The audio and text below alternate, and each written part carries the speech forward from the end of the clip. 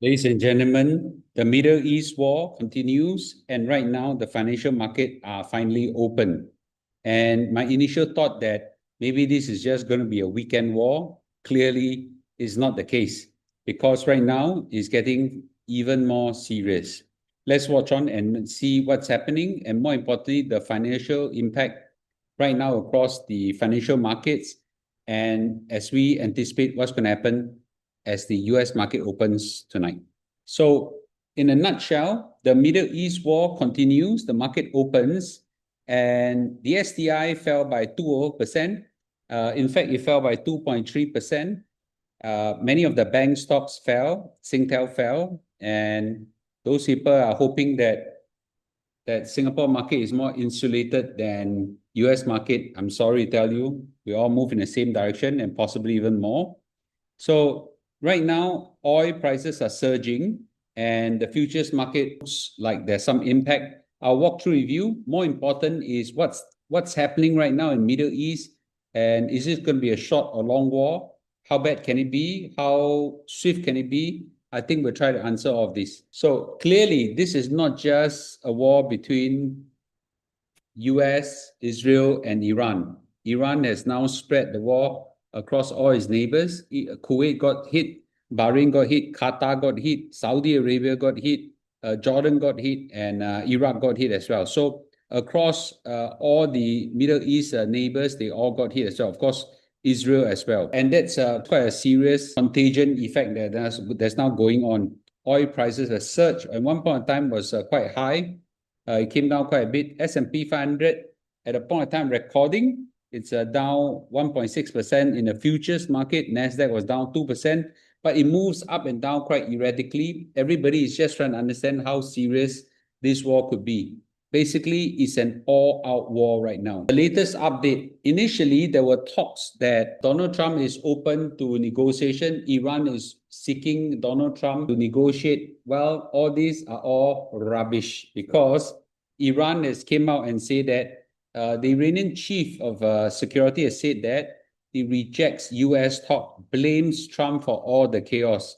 So they are not backing down. Meanwhile, in the Straits of Hormuz, there are a couple of different reports here and there. Some say that the Straits is partially open. Some say that US has bombed the navy of Iran back to the Stone Ages. So therefore, the Straits is now open. But most of the cases that I've seen, the shipping traffic has fallen by 70–80%. So there is some impact there already. Now the question is this a prolonged disruption to the Straits of Hormuz or a temporary one? Okay, will determine whether oil prices will go up a lot or a bit. So the Straits of Hormuz, just to remind everybody, controls 20% of the global oil flow.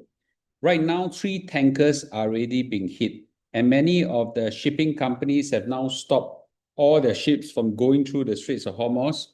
And now this is serious matter. And just to be clear, some people say that maybe they will not strike some of the allies of Iran, like China or this. Well, Iran, in a friendly fire situation, also hit one of their own tankers. So it is just chaos right now. So nobody is going to risk being a victim of a mistake as well. So I think there is a serious disruption going on right now. Now, I got a couple of phrases here and there in Mandarin, right? But right now, there is a lot of claim of revenge, okay? And I would like to say, 冤冤相报何时了? So basically means that this talk of revenge won't go away for a long time, right? So Trump vowed revenge after 3 of the US troops were killed in a strike by Iran in a military base, and warns of punishing blows to Iran. And Iran also vowed revenge for the assassination of the Ayatollah and many of the senior leaders as well. And Donald Trump warns them, you better don't. So here he claimed that his vow revenge. Here he said, you better don't take revenge on me. It's actually quite funny.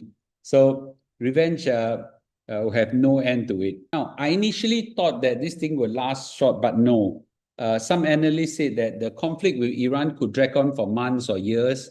And I would just say this, I think Trump doesn't want to drag on, but Israel it's a different animal altogether.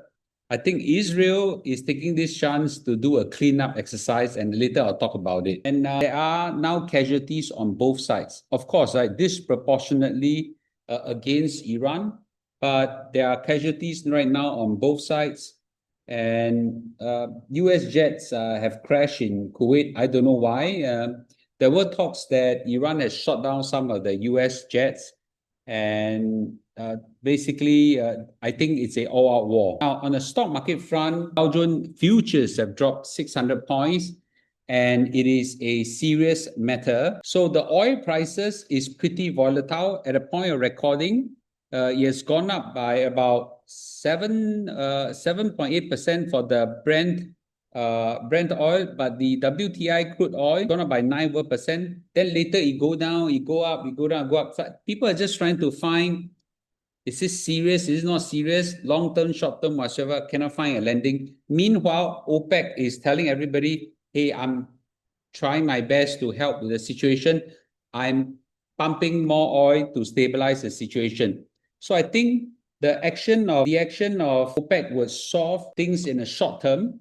But I think if this thing goes on for a long time, maybe not. So meanwhile, the stock market on the futures side, the S&P 500 has gone down by 1.5%, and the NASDAQ gone up by 1.8%. At one point of time, NASDAQ went down by 2%, and this thing went down by 1.6%. Then it went up, it went down, it went down.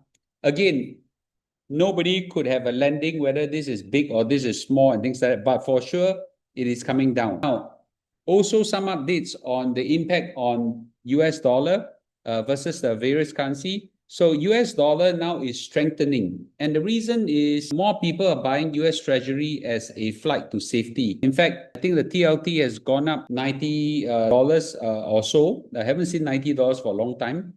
And I will also say that the ringgit has also weakened against the US dollar. You can see US dollar is strengthening, and the Sing dollar has also strengthened against the ringgit, because we are somehow pegged to a basket of currency, of which, of course, the US dollar is heavily weighted in the basket. So now, at this juncture, it is very clear Iran is not signaling surrender, and he's signaling retaliation because some red lines are crossed. They have wiped out senior leaders of the Iranian military, governments, and things like that. And right now, the regime is still surviving. And they are also escalating their proxy, Hezbollah, Houthis, and some militia in Iraq to attack the United States and Israel. And this will go on for some time. I don't think this is an easy war. So now, it's obvious also to me that Israel, Israel is no angel in this whole thing. It's capitalizing on once in 2,000 years opportunity to wipe out its enemy, right? So it has never had this opportunity before to wipe out all its enemy. He's taking this chance to wipe out all its enemy. This biggest enemy is, of course, Iran. I don't think they will want to miss this opportunity to wipe out all the military capability of Iran. So clearly Iran is weakened, but it's not down to zero militarily. Israel will not stop until Iran is totally neutralized. On the military side, it's very clear to me right now. He has also launched an attack on Hezbollah, and they are not giving up until Hezbollah is weakened. Hezbollah all the while had the help of Iran. Now that it doesn't have the help of Iran, because Iran has its own courtyard problem. So let me just say this: 趁他病要他的命, right? That's what is doing right now. And of course, right, we have a lot of all this situation right now that's happening is very confusing. Now, a lot of people always like to say, I cite Israel, I cite US or whatever. Let me tell you, I'm not citing anyone. I'm just citing money, okay? Yeah, for me, I'm a financial opportunist, okay? I like to crash buy. I'm looking at this as a crash opportunity, watching it closely. So I'm not taking any political side whatsoever, as if I take any political side is going to matter. I'm just looking at the market and just going to capitalize on it when it comes. So as I said just now, Israel has struck Hezbollah in Lebanon. Hezbollah, of course, is a close proxy or extension of Iran and always attack Israel. So right now, it's basically continuing. Now, Donald Trump has said that the US plan to keep up the assault on Iran for 4 to 5 weeks. Okay, some analysts say that it's going to last longer than that. Now, again, Donald Trump's words are not reliable. So things can go on longer, things can go on shorter. But however, at least there is a point of reference here. Don't expect it to be a 1-2 day, 1 week event. Now, again, I've said before, Israel doing a clean house, right? And do a one-time clean house. 旧账新账一起算. So basically, all the debts that the enemy owe them, they're doing a clean house right now. So former Iranian president is also killed in a Israel-US strike. Okay, this guy, the Israeli hate him a lot. He was one of the first guy, or one of the guys who constantly say death to Israel, death to United States. Okay, US and Israel took this chance to wipe him out as well. So this is quite a wipeout operation by Israel on its enemies. So it's very clear Israel will not waste this window of opportunity with US now backing. It's going to go out and wipe out. So in short, I don't think it will be a short operation. Okay, all this kind of elimination of enemies, wiping out enemies, and then enemies fight back at them. All this will take time. And all this could potentially be destructive to oil and oil operations and things like that. Oil prices is likely to go high and stay high. So as I said right now, my earlier expectation that this could be a short war is wrong because US have crossed some red lines here. And Donald Trump has continued operations, and so did Iran has retaliated. Looks like I don't think it's an easy back off in a short way. So in short, I don't think that this is a quick operation, and this is basically a prolonged strategic dismantling of Iran and its proxies war capability. So therefore, it will take time. So right now, oil prices has gone up, but in essence has not gone up high enough because I think there is still supply and they haven't hit shortages and things like that. But if energy infrastructure or process is being disrupted in a big way, then it could hit maybe 80, 90, or even $100. At that point of time, by definition, we have an energy crisis, and then stock market will be hit very badly. So we shall watch and see as market opens today. In one day, I don't think you will crash that much. And historically, in military operations, the stock market do not crash like 5-10%, that kind of thing. So a lot of people are saying, no, today will crash 10%. Never happened before in military operation. But 1-2% is quite significant. And then we shall watch whether it goes on further. And from there, we can easily plan our reaction to the crashes. So it really depends whether the war is prolonged or not and the impact to oil. It is just these two things, oil and length of the conflict. Okay, so even if the conflict prolongs but oil got no impact, that's not too bad to the stock market. But if the oil is impacted and the war is prolonged, that will spell very bad for the stock market. So now these are the initial things that are happening right now today. Clearly, these are times that for a contrarian investor and a crash buyer like me, it's very exciting to watch. Of course, when I use so exciting, some people get irritated.